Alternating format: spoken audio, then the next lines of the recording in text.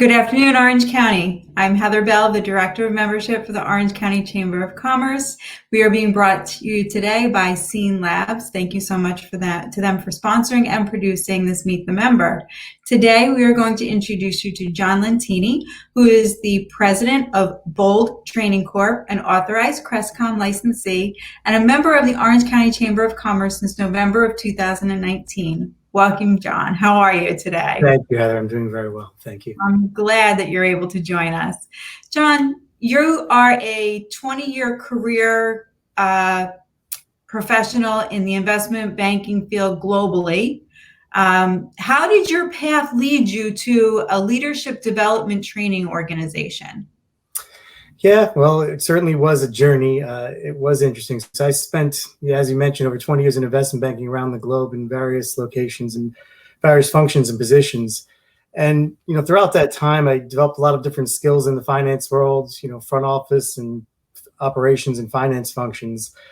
And as I developed further in my career and got into bigger, more senior roles, the piece that I eventually and ultimately valued the most was really the people side of things. So people leadership became kind of the piece that I wanted to develop further and take with me throughout the next phase of my career. And really leading and developing large organizations started to become the part that I enjoyed the most. It kind of crystallized when I was on one of my last global assignments based in Poland, and I had applied for a program, a very competitive program called the Global Citizens Program they'd had internally. I was accepted into their education program, partnering with one of our NGOs based in South Africa. And I was tasked with developing a coaching and mentoring curriculum for their leadership for the country of South Africa. Spent about 3 months doing that with their leadership and went down to Pretoria for 5 days to train all of their leadership. And from there, it just became sort of a side passion. I went back to Poland. We had 3,000 people at our location there. I trained all the finance staff in a modified version of that curriculum. And I started to do this as a side passion in and out of banking for the next few years. Then in 2018, I took the opportunity to leave the banking industry. I was quite interested in owning my own business, wasn't really interested in corporate and commuting into New York City any longer at that point. Moved up to Orange County in late 2018. And, I looked at a lot of different opportunities. I came across Crestcom, which was quite fortunate. It just felt like a glove based on that whole backstory I just shared. That's a story that I hear quite often from a lot of our members about, this leap of faith that they've taken after a lifetime in one industry, jumping to another industry. So as you made that leap, did you have any prior HR training? Did you work in HR at all? No, it's interesting. I've always partnered very closely with HR, and I've obviously attended a lot of similar courses prior to developing them. And I'd always taken it very seriously. I think a lot of these courses, sometimes people are sent to them as part of a mandate or part of a certain, transition in their careers. But I always found this stuff extremely fascinating. I took it very seriously, probably a lot more seriously than some of my co-participants. And, one of the things I think has been missed, I value the HR function. And as I mentioned, partner with them very closely throughout my career. Really, the practical application involves what's missing. And I think what I bring to this is really a broad-based, senior leadership background. So I can actually share the experience I've had leading large organizations, leading and developing people, not just from a, theoretical and, advisory standpoint, but actually from a practical and real world standpoint. Right. Having been there in the trenches, you understand it. I get it. Yeah.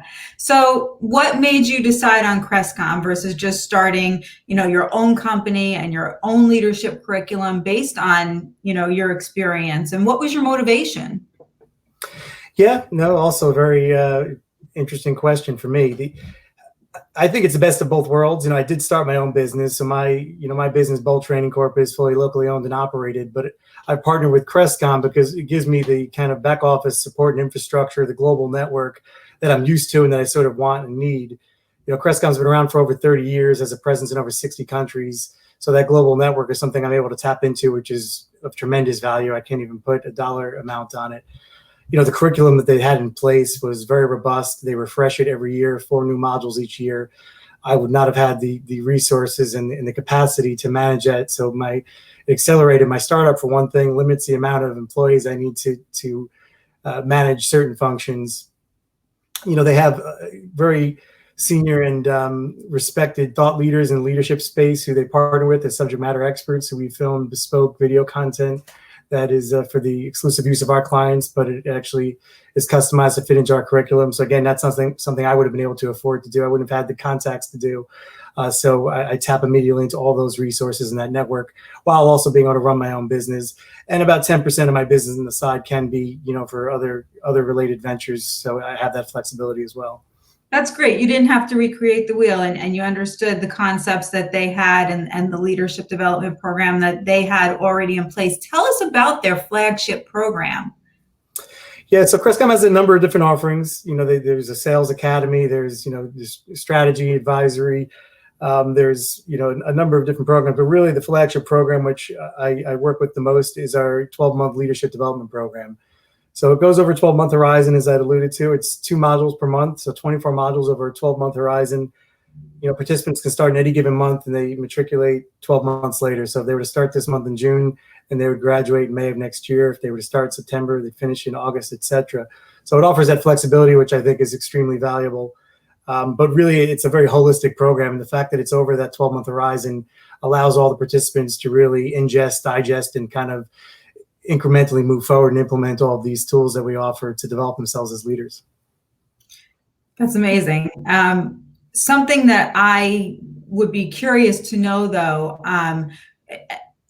where's the follow-up? So there's all of these great programs, and Covey has his program, and there's 5 months programs and there's 5-day programs. But where's the follow-up? Where's the coaching? Where's the comprehensive leadership development that doesn't just leave you after the program is over, that says, 3 months down the road, hey, how are you addressing your triggers? What's going on with the emotional intelligence? And, too many of these programs we see fall short there.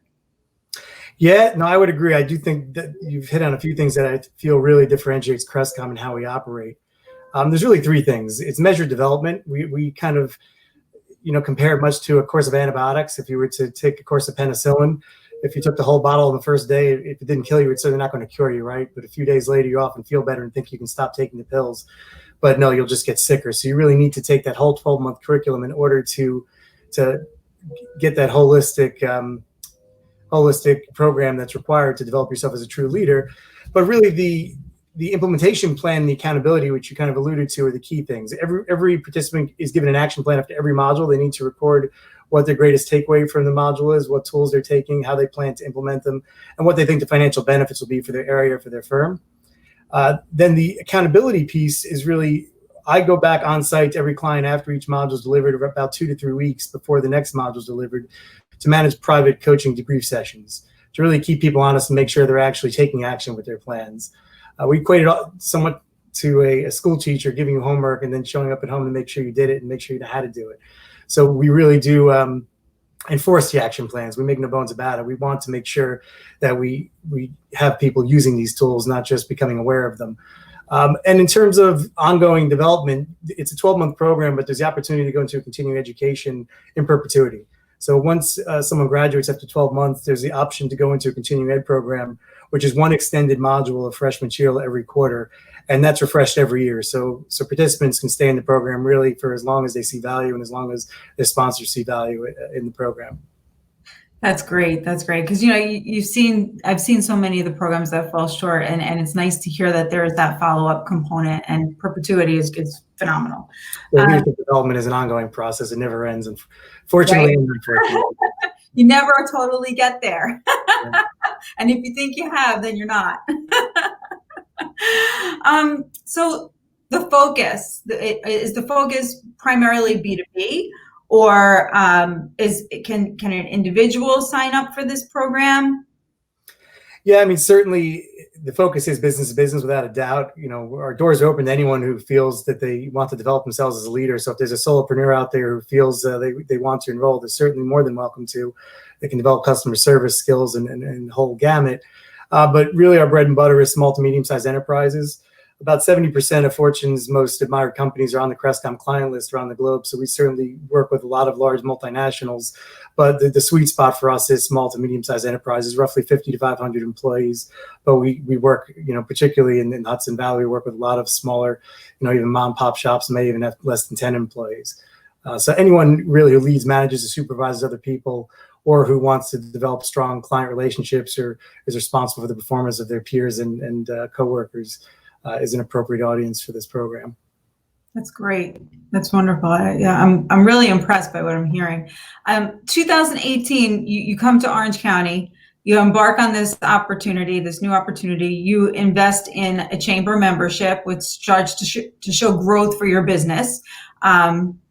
Fast forward a year and a half later, your train is moving along at a good pace. Bam, COVID hits. How have you and Crestcom adapted? Because that's what leaders do, right? We adapt to change.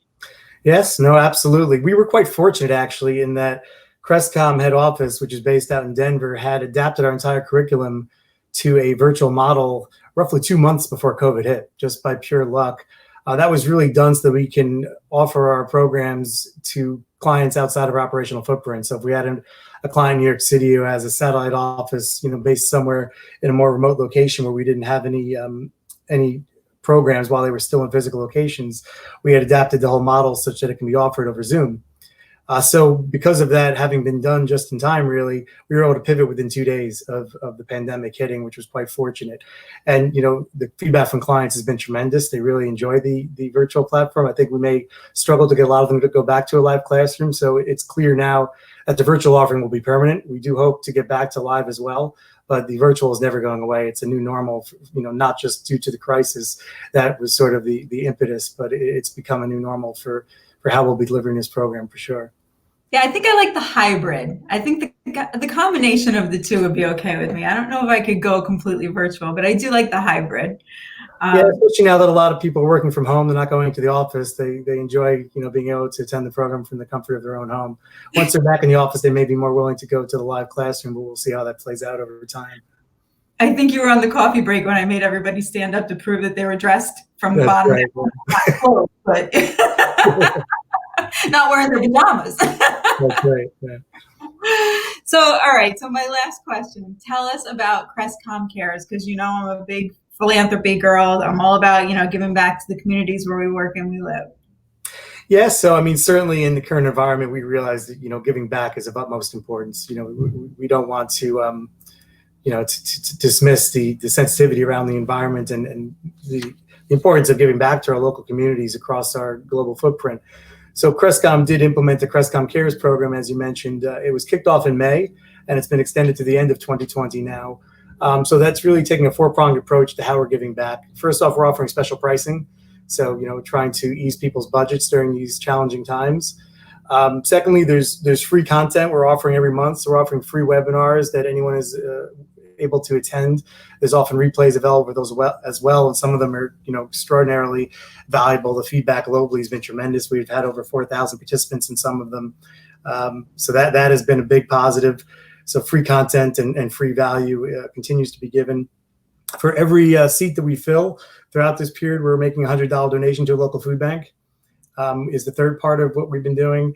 And then finally, for every 5 seats that we fill, we're giving a full scholarship to our leadership development program to a healthcare worker in the local community. So those are the 4 ways we're looking to give back through at least through the end of this year. That's excellent. Thank you so much. I'll be sure to be sharing that information as I have conversations with other members and people that aren't members, just in general. Thank you so much, John. John, thank you for joining us today. And John's information has been scrolling at the bottom of the screen. You can also find him through our membership directory. It's crestcom.com/leadership-trainer/John Lentini. John, thank you again for joining us and for your support of the Chamber, and we look forward to helping you grow your business as well. Thank you again to Scene Labs for sponsoring and producing our Meet the Member programs. We're very fortunate to have Eric and his team with us. On Monday, we have BBG&G Advertising for our Meet the Member. Next Wednesday, we have Thrive. Our coffee break next week is at noon, so that is the 24th at noon. You can sign up through Facebook or through the links that are in our emails. That's for members only. Following Monday, the 29th, we have our master class. This is how to navigate social media. So if you ever wondered, what am I linking? What am I tweeting? Whose face is on my book? This is the class for you to tune in and figure out how to navigate social media for your business. This is being brought to you by Interact Marketing. And again, just a huge thanks to Scene Lab for producing and bringing us Meet the Member. Everybody have a great day. I'm Heather Bell. Have a great day.